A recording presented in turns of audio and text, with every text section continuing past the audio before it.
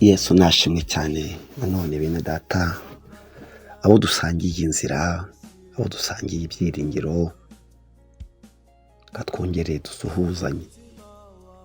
Uyu mwanya hari ijambo riri muri Mariko 4:39.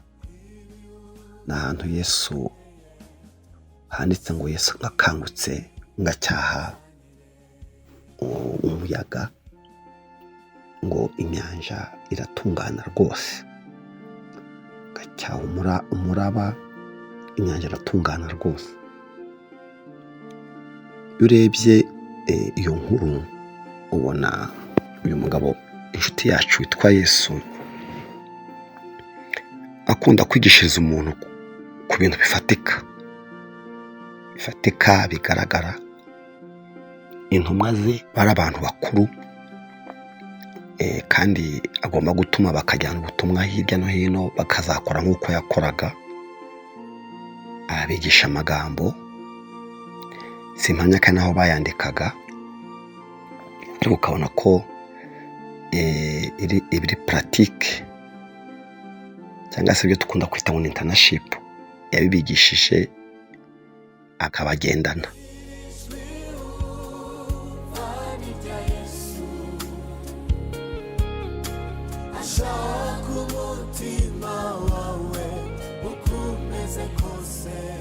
Uyu munsi rero yari agiye kubabwira ko batagira kwizera. Akenshi yagendaga ashaka kubabwira ikintu babuze no kubabwira ikintu bafite, no kutubwira ikintu tubuze n'icyo dufite. Bari babuze iki? Bari bafite iki? Bari bafite Yesu. Kandi nkwibutse ko natwe tumufite. Niyo mpamvu umuririmbyi yavuze ngo tugufite ntitwifuza undi murengezi. Yagiye kubabwira ngo muramfite. Icya kabiri, yaragiye kubabwira ikintu babuze. Yagiye kubabwira ngo murabura kwizera. Hari naho wajyaga ubona, hari naho yababwiye, yabatumye kwirukana abadayimoni no gukora ibitangaza mu bantu. Bagarutse mu raporo ngo abadayimoni bahunze. Yesu aravuga ngo mwe kwishimira ko abadayimoni bahunze, mwishimire ko amazina yanyu yanditswe mu gitabo cy'ubugingo. Narashatse kubabwira ko abadayimoni bahunga, kuba ibitangaza byakoreka atari bibi. Reka aravuga ati hari ikibiruta, kandi hari n'igihe ibyo mu bwami bw'Imana bishobora kudasimbura umuntu ukiranuka, cyangwa se ngo bize gufata umunyabyaha, kuko umuntu ashobora kwirukana abadayimoni kandi hari n'umunyabyaha. Umuntu ashobora gukora ibitangaza abadayimoni bakamuhunga, ariko ubwami bw'Imana ntibazamwakire. Aha kuri iyi nyanja rero ho bagendanye mu bwato bari kumwe bareba. Ikintu turi burebe muri kano kanya ni umuntu ufite umuraba uwo ari wo wose. Umuraba uko waba ungana kose, hari ikintu ushaka ko umfasha gutekereza. Umuraba wose waba ufite, uraza kureba usange Yesu mwaratangiranye, utanga n'ubuhamya ko muri kumwe, yewe n'amafoto arahari. Mugeze imbere muri urwo rugendo bari wowe na Yesu aba nk'aho adahari, asa nk'aho agusinziranye. Maze birangiye wicira inzira, usa nk'aho umubuze. Nubwo mwari mwatangiranye urirwanirira, wicira inzira kugira ngo urebe kurwana n'umuraba, nubwo nabwo utabishoboye. Nacyo cyabaye ku ntumwa. Bo binjiye mu bwato bari kumwe na Yesu. Bageze imbere, umuraba urabatera. Ubateye bibagirwa ko Yesu binjiranye mu bwato. Banamurebye babona ntacyo abamarira, nubwo hari nawe no gutabarwa. Hanyuma bari kwirwanaho. Abarokore iyo tubuze inzira dukora icyaha kugira ngo turebe ko twirwanaho tukiri. Birwanyeho rero n'ubundi birangira byanze. Umuririmbyi niho yaririmbye aravuga ngo mbuze ibyo niringiraga, amaso yanjye arahumuka ndamureba ndanyurwa. Baramukangura ngo nabyuke, bamubwira ngo ntubyitayeho ko tugiye gushira, ko tugiye gupfa. Wese akangutse acyaha umuraba n'umuyaga, inyanja iratuza iratekana.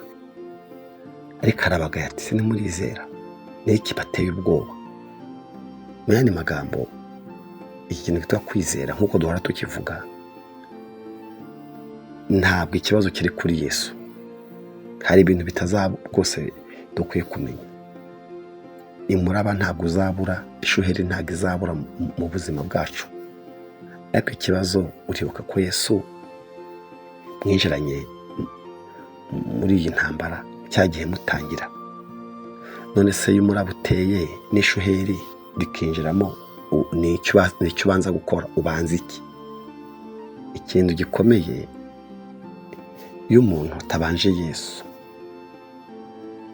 ayangiza byinshi kandi ahomba byinshi kandi aragawa.